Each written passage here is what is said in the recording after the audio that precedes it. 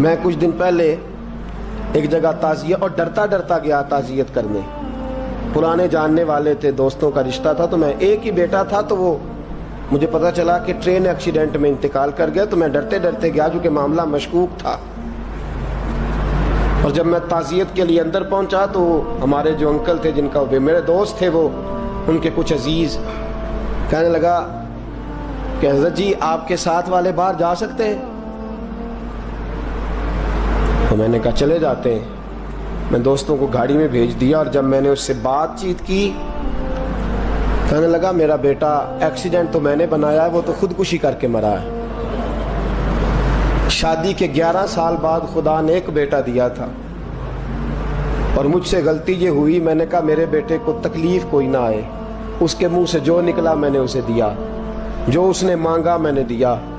کہتا ہے جو شخص 16,000 مہینے کا کمائے اور بیٹے کو 40,000 کا موبائل خرید کے دے, کہتا ہے میں نے ہر سہولت اسے دی. پھر ایک امیر کی لڑکی سے یونیورسٹی میں پڑھتے ہوئے اس کا تعلق بنا. بچی کے میسج بھی میں نے اپنے موبائل, اس بچے کے موبائل میں دیکھے, اور اس لڑکے نے جو میسج سینڈ کیے وہ بھی میں نے دیکھے.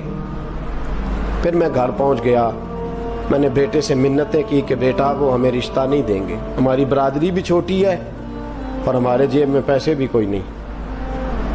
پھر میں ان کے گھر گیا, بیٹا نہ مانا, اور میں نے اس شخص کو بلا کے کہا تیری بیٹی کے میسیج ہیں, خدا را خیال کر, اور تیرے تو 7 بچے ہیں, میری گود میں تو ایک ہی پھول کھلا ہے, میں کدھر جاؤں, خیال کر. اس نے کہا دوبارہ تو نے نام لیا تو ایسے کیس میں باپ بیٹے کو پھنساؤں گا کہ ساری زندگی نکل نہیں سکو گے. نے کہا میں نے بیٹے سے کہا کہ بیٹا میں نے پگڑی تک رکھی ہے پر مجھے رشتہ نہیں ملا, تو باز آ جا. کہنے لگا 3 راتیں میرا بیٹا سویا نہیں, اور مجھے کہنے لگا حضرت جی وہ 4تھی رات سویا ہے تو دوبارہ اٹھا نہیں. مجھے کہنے لگا مجھے اجازت دو کہ میں اس بیٹی کو بھی قتل کر دوں اور اس کا باپ بھی قتل کر دوں, میرا تو گھر اجڑ گیا نا. وہ کہنے لگا میں کبھی کبھی دوستوں کے پاس جا کے رات گزار لیتا ہوں اور میں اپنے دل کو سکون دے لیتا ہوں, لیکن اس کی ماں اس کے جوتے سینے سے لگائے پھرتی ہے, اس کی اماں اس کے پرانے کپڑے لے کے سینے سے لگائے پھرتی ہے.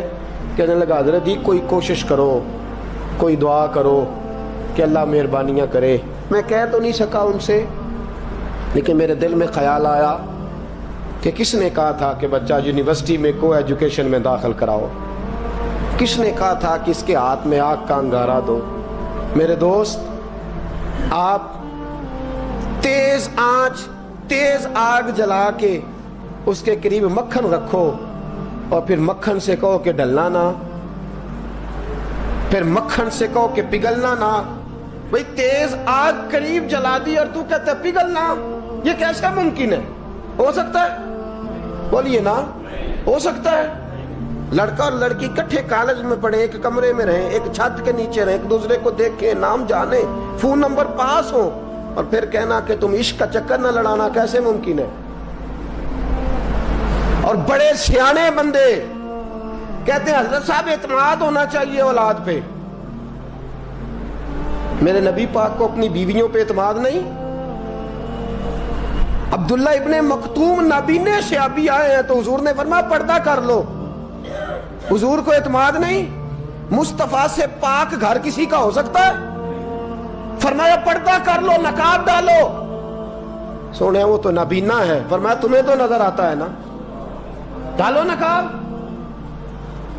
یہ اعتماد ہونا چاہیے. یہ کیسا اعتماد ہے کہ تو تیز آگ جلائے اور مکھن قریب رکھ کے اعتماد کر, یہ کیسا اعتماد ہے؟ ایک حدیث سنانے لگا ہوں, زندگی بھر بھولنا نہ, دل کی تختی پہ لکھنا یہ روایت. توجہ ہے آپ کی؟ جاگ رہے ہیں؟ باہر والوں کو میری بات کی سمجھ آ رہی ہے؟ حدیث سنانے لگا ہوں, ابن حجر اسقلانی حدیث لائے ہیں. رسول پاک صلی اللہ علیہ وسلم نے فرمایا جہاں مرد اور عورت اکیلے ہوں وہاں تیسرا شیطان ہوتا ہے. یہ تو پہلے بھی سنے ہوں گے نا اتنے لفظ، اس سے آگے ہیں ابن حجر حدیث کے لفظ لائے. یا رسول اللہ صلی اللہ تعالی علیہ وسلم، مرد اور عورت اکیلے ہوں تو تیسرا شیطان ہوتا ہے؟ حضور نے فرمایا ہاں. عرض کی حضور اگرچہ وہ نیک ہو، جاگ رہے ہیں نا آپ لوگ، اگرچہ وہ جہاں مرد اور عورت اکیلے ہوں وہاں تیسرا شیطان ہوتا ہے. حضور اگر وہ نیک ہو لکھ لو دل کی تختی پر، میرے رسول نے فرمایا اگر عیسیٰ کی ماں مریم بھی ہو اور زکریا کا بیٹا یحییٰ بھی ہو تو میں ان دونوں کو بھی اکیلا بیٹھنے کی اجازت نہیں دے سکتا. فرمایا عیسیٰ کی ماں مریم جو رہی مسجد میں، پلی مسجد میں، جس کی پاکیزگی کا اعلان قرآن کر رہا ہے، عیسیٰ کی ماں مریم. اور فرمایا یحییٰ صرف نبی نہیں، نبی کے بیٹے بھی ہیں، زکریا بن یحییٰ.